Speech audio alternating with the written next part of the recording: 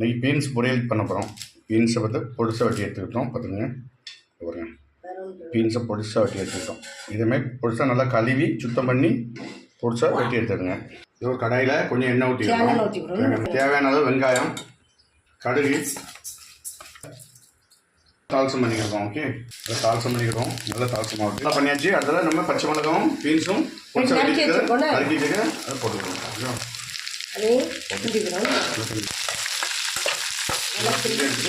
கொஞ்சம் மூடி வச்சுக்கிட்டோம்.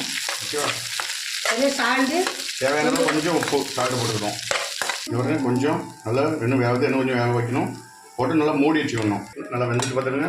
தேவையான அளவு உப்பு போட்டுருங்க, சால்ட் போட்டுருங்க, கொஞ்சம் போல லைட்டாக மஞ்சள் பொடி.